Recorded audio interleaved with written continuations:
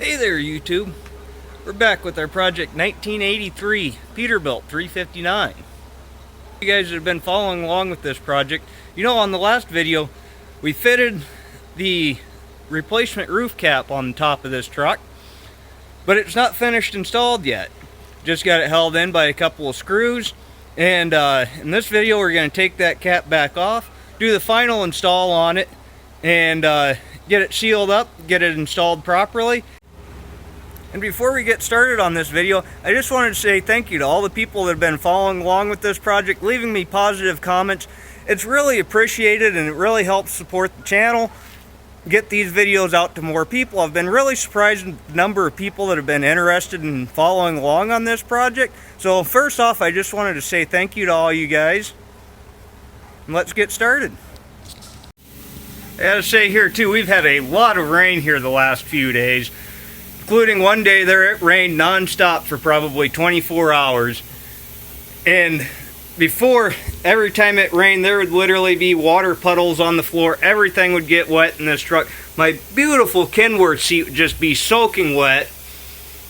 I just kind of temporarily installed a new sleeper boot in here. This is going to have to come back out here today to finish installing the roof cap.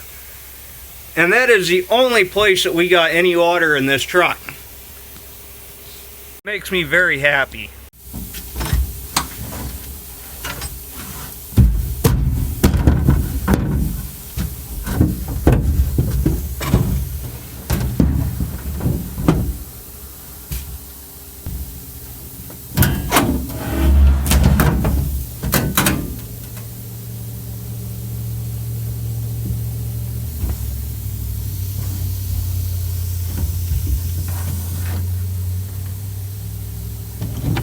Okay, now we've got that entire edge along there cleaned up. It's wiped down with acetone. I'm just going to take a foam brush and some primer, and I'm just going to primer that lip. As far as I can tell, it was never painted under there from the factory. But I'd just like to try to seal up that aluminum a little bit, just in case any moisture were to get up under there. It's going to help protect the aluminum a little bit, keep it from corroding. So I'm just going to go around, put a bit of primer on there, and we'll go from there. Alright, so I've got 2 coats of primer around here. It's been drying for a couple of hours now. I'm going to go ahead and apply some windshield urethane around the perimeter. Now, just to be clear on this, I don't really know if this is the best way to do it. There's very little information on this repair out there on the internet that I can find. So I'm just doing this the way that I feel it should be done. Now after we get the roof cap in place, we're going to be using this tool to install the huck rivets. Basically, I did a couple test ones here just to make sure everything's working. But you've got your huck rivet bolt, whatever you want to call it here. You've got a collar that goes on the inside. And when you put this in the tool, it pulls the bolt and it pulls this rivet into the end here and crimps it down and creates a very good, tight, vibration resistant connection. Now all the different types of fasteners take a different tip. So you need to make sure that you have the right tips for the types of huck rivets you're going to be installing. I purchased a kit that includes the tips that you're going to find for the majority of the fasteners on truck bodies. So I've got 3/16 1/4 blind, 3/16 chrome, 3/16 cab body, as well as 1/4 inch cab body.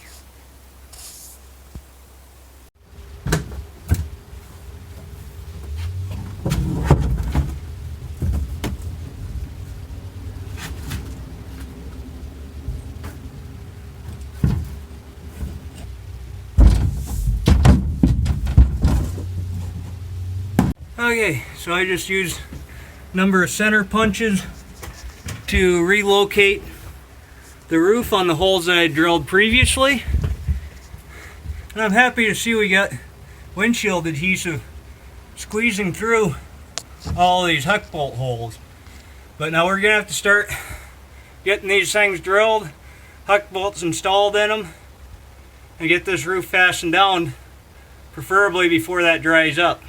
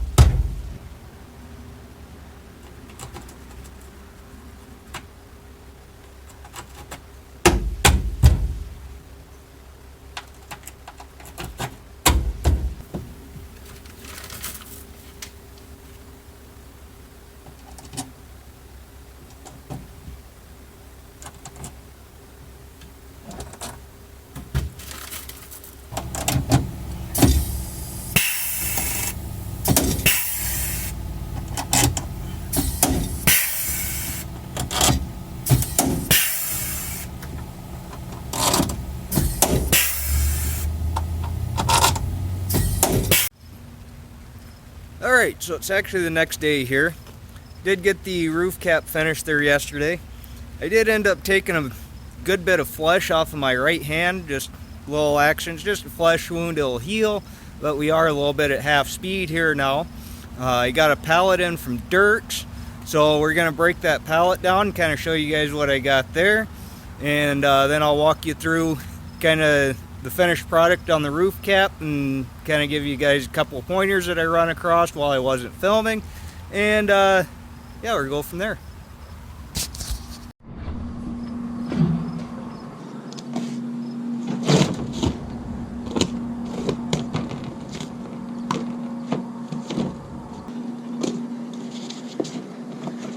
Empty box.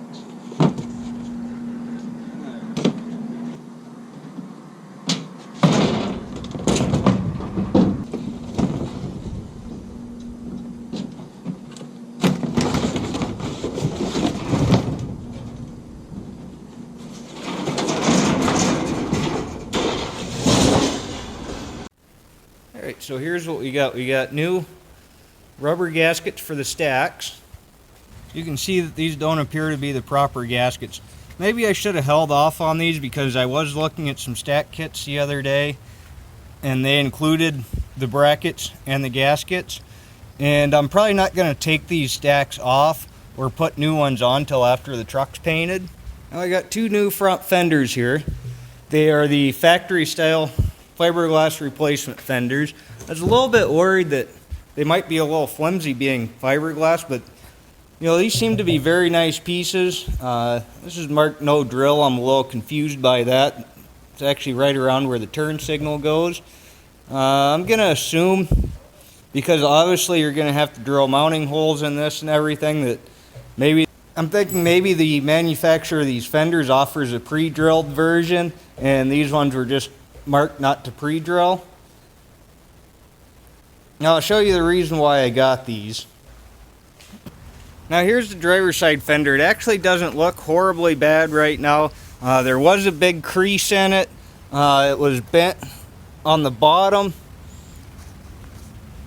And this front corner was rolled over. I'd kind of started body working this fender a little bit. You could also see a lot of starfish from rocks hitting the bottom of the fender. But after I hammered and dollied a lot of this out, I was going to go ahead and sand this down a little bit where these starfish are. And I took this turn signal light off, and you can see that this hole's rotted out from galvanistic corrosion, about 10-15 times the size that it's supposed to be.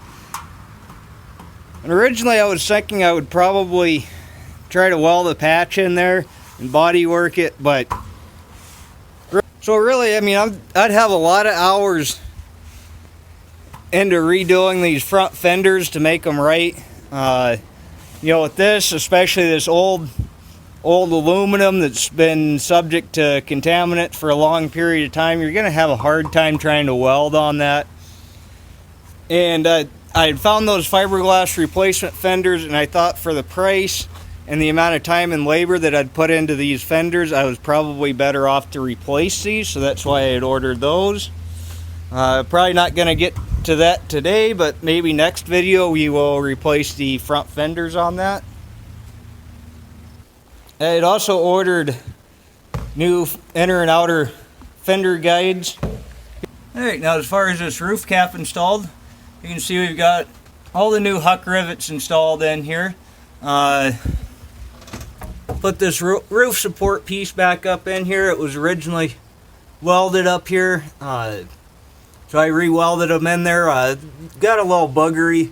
Need to work on dialing in the settings on my aluminum spool gun. I haven't used that in a real long time, so my settings are kind of off. It was a little buggery, but you know what? I think it's going to be fine. If not, if that ends up cracking or something, we can re-weld that later. These corners of this piece originally tied into the corners of the steel portion that made up this third of the fender. That's no longer there. There's this bracket here. By the time I straighten that out, I can probably put a rivet in there, tie that to that. I'd actually completely removed this one, but we can put that one back.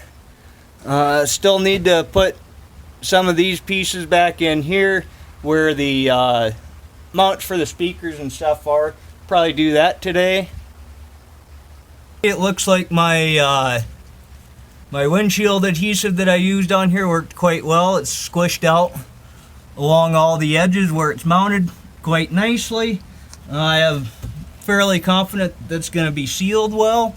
After this has a few days to cure, I'm probably going to come back with the pressure washer and actually wash the truck for the first time. But while I'm doing that, I'm going to spray high pressure water up along the bottom of that edge and see if I have any leaks anywhere. And if I do have some automotive brushable seam sealer. I can probably come along the inside and fix up any spots that are leaking. They just temporarily put the sleeper boot back in here. Just put a few screws in just to kind of hold it in place, help keep the water and the wind and dirt out of the inside of the truck here. And I also fixed the nasty squeak that this truck had whenever you were driving it around. Turns out on the sleeper side I had noticed that this corner here had a crack in it, and that was sitting there rubbing against itself when the truck would be moving. That's what was making that bad squeak that was you could hear in the videos of me driving this truck around. So while I had my spool gun in here, I welded that up, and that squeak is completely gone now. Now the only sounds in this truck are just, you know, random loose pieces laying inside the truck here, and the fact that there's no interior paneling or anything in here right now.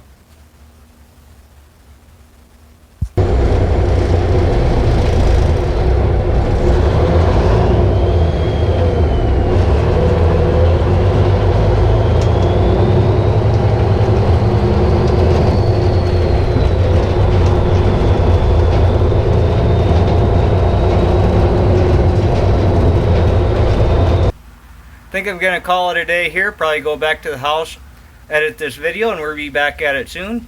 Anyway, guys, thanks for watching. Be sure to like, comment, subscribe down below. Thank you. Have a good day.